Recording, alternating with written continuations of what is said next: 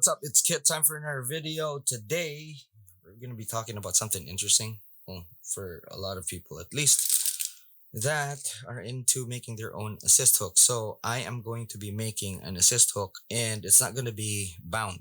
Okay, so when I say bound,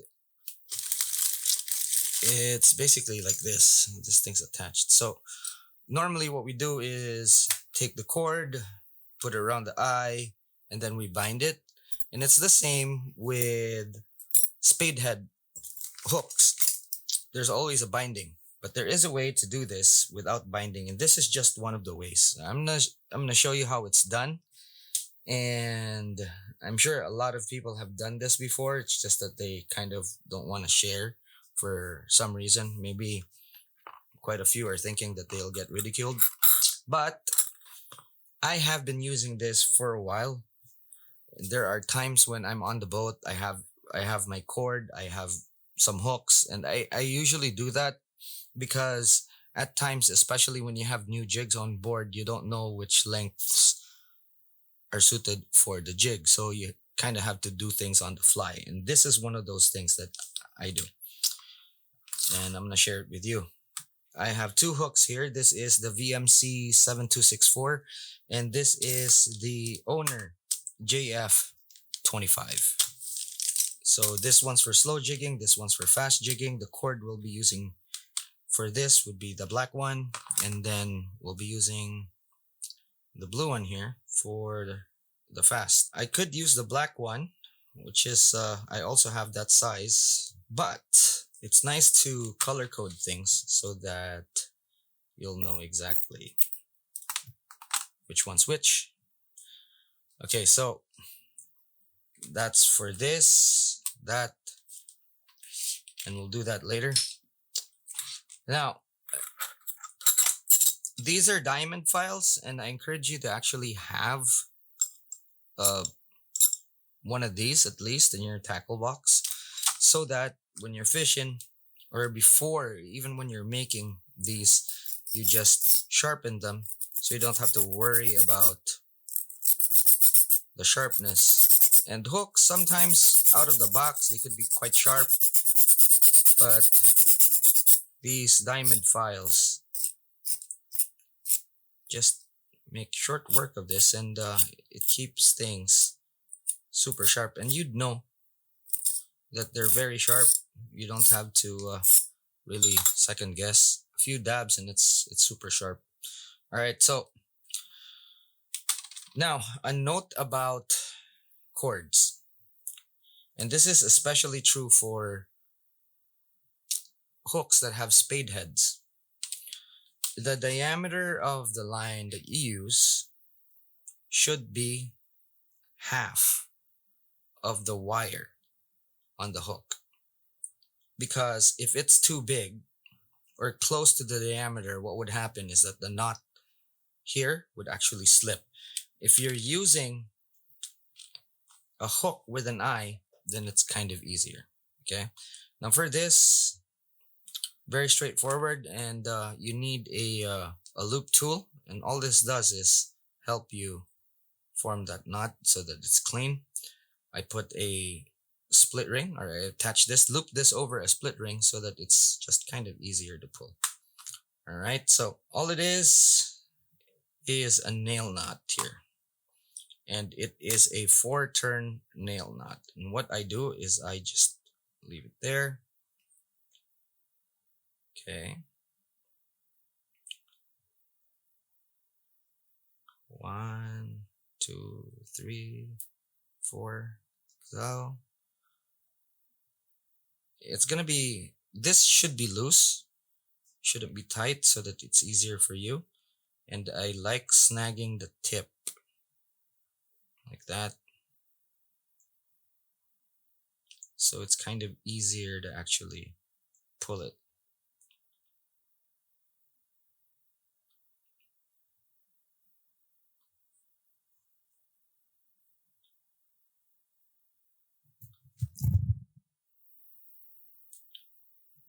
You need to jiggle it just to get it out of. Be careful not to snag that. You don't want that. Okay.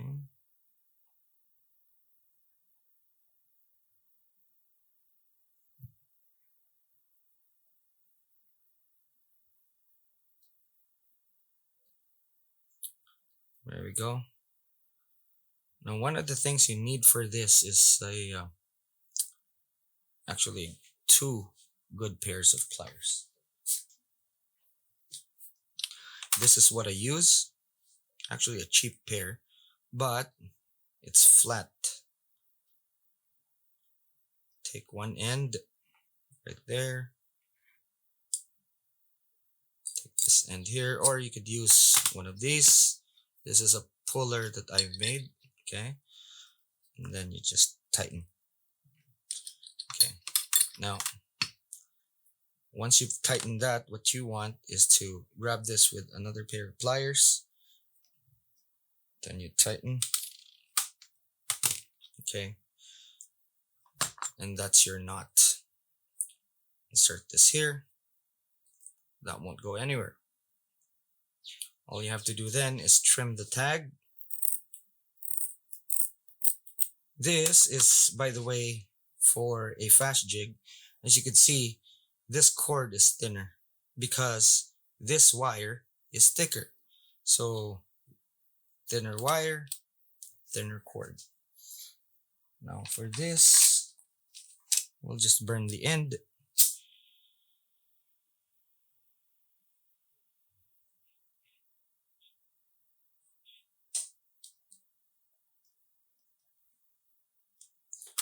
Like so. And then what you want with this, so now we'd have to adjust. Okay, I'm gonna look for a jig that's fit for that. So as you can see here, this jig is already fitted with pretty much the same. And what we're gonna do is just take this off and measure it against the jig to see exactly which length we want. All right, what we want is for this to be about that long, right there. Okay, so you take your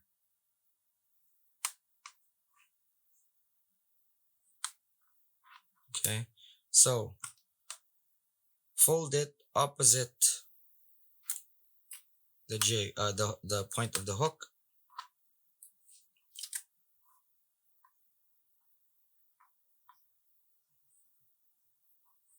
Okay, then make the loop all from the side of the tag. Turn like so. One. There we go. Measure it up. Okay, that's what we want.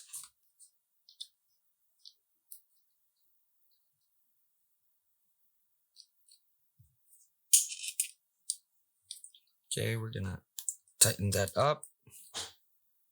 Now this one is gonna be kind of loose. So what you want is to grab hold of that and then tighten. Like so, here you are. Okay. And then all you have to do is just trim that and burn it.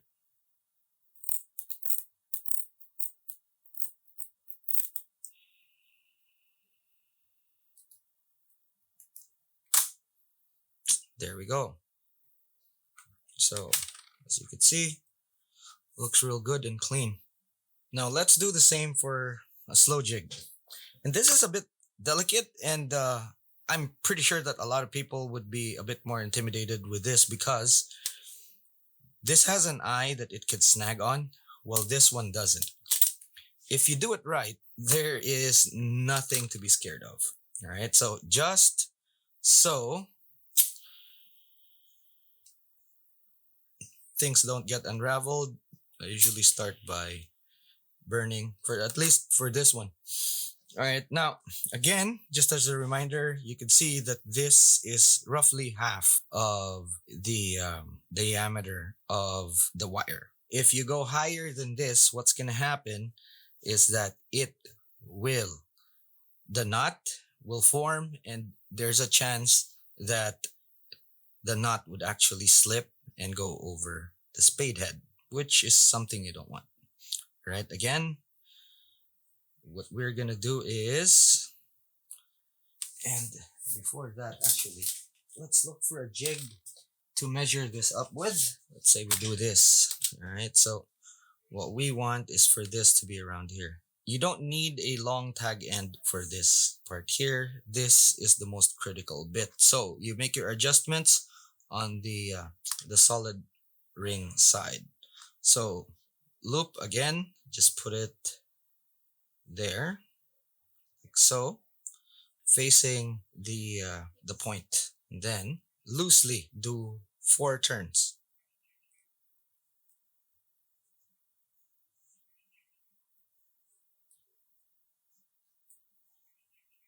There we go.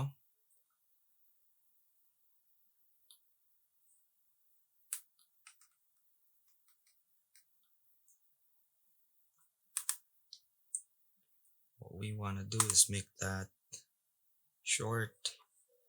Again, these are loose so that it's easier for you to just pull everything through.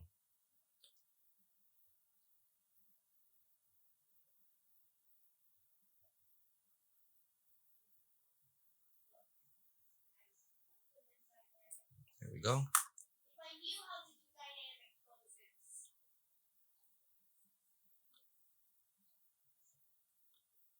Pull that. Now,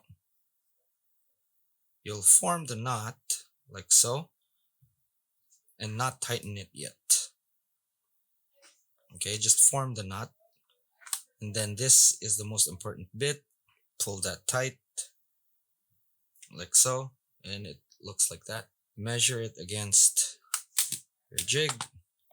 So that's the preliminary tightening. And what we need to do is actually do it a second time. So loop again. Okay, the final tightening will determine the length. So if you want this to be long, what you need to do is actually be very careful of the length. So loop like that, and then twist, loop back in. Okay, you could do that several times, but I've found that looping it once is more than enough. So want it to be there. It'll be like that.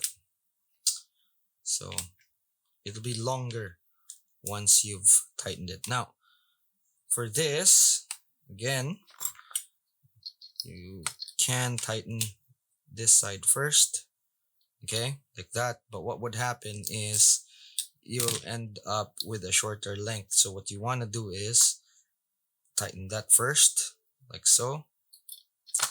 Okay. Make sure the knot doesn't jump there.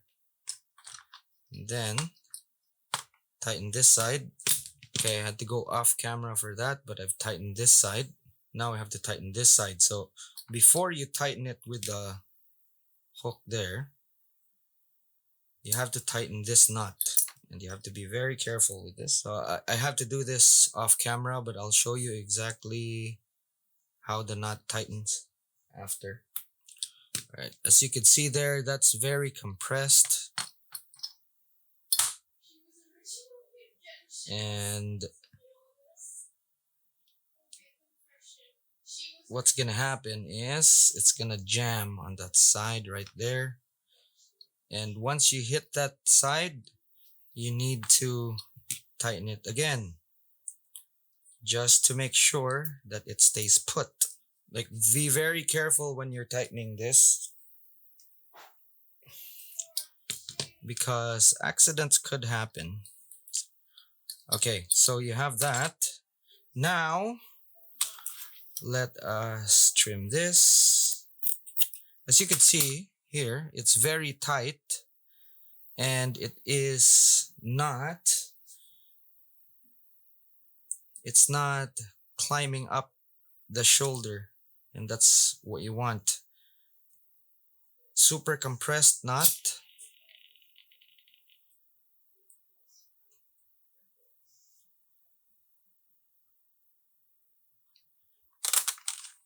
There we go.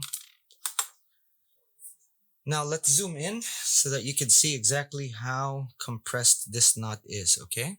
So as you can see there, that's very compressed, and this part here is not on this spade. It's behind the spade. And no matter how you pull on this, that's just gonna jam on the spade. And this last loop is very, very important for that. So that's why you need to be very careful and tighten this end first before tightening this right here. And on this jig right there, you can see it's at the right length that we want. Actually, we want this to be here at the back, and then a shorter one here. But this is it. There we go. So I hope this is going to be useful for you guys and that you've learned a thing or two today. If you have questions, drop them in the comments below. Again, this is for the big stuff, but you could also do this in the small stuff.